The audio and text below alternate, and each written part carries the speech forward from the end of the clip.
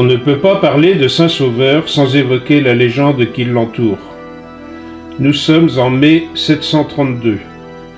Pour échapper au marteau de fer de Charles Martel, un groupe de Sarrasins défaits près de Poitiers se réfugie dans une chapelle de Saint-Sauveur. Assiégés par les habitants, ils promirent de se rendre sans combattre s'il y avait du givre le lendemain. Le lendemain matin, la nature était toute blanche. Fidèles à leur parole, les Sarrasins se rendirent sans combattre. Sauvée et reconnaissante, la commune prit à partir de ce jour le nom de Saint-Sauveur, givre en mai.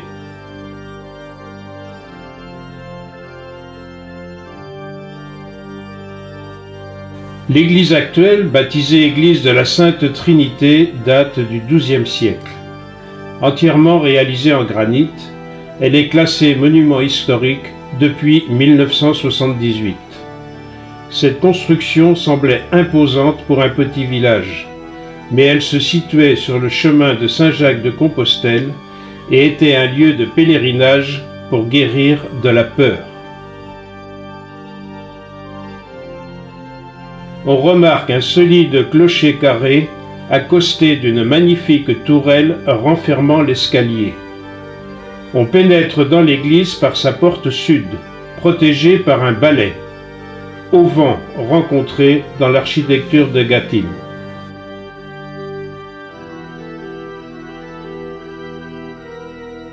Sa nef à vaisseau unique est dépourvue de voûte et les bas-côtés s'incurvent parallèlement au mur de l'abside.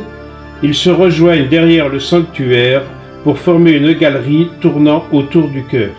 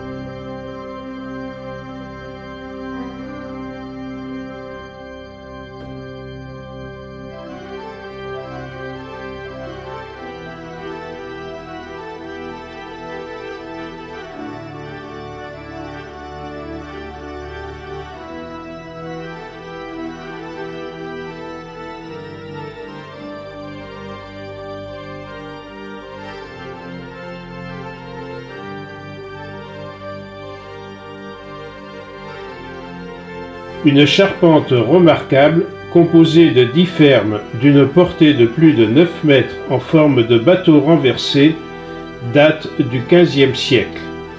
C'est l'une des pièces majeures de cette construction.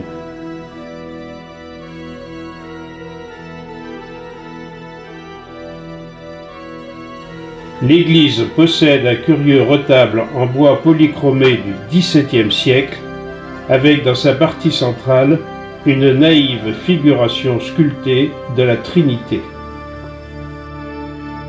Le vitrail d'axe du déambulatoire a été réalisé par le verrier parisien Luçon en 1860 dans un style néo-médiéval. Les autres vitraux modernes datent de 1995 et ont été réalisés par Louis-René Petit. Ces compositions, un givre lumineux, donnent à l'église une atmosphère en harmonie avec la légende.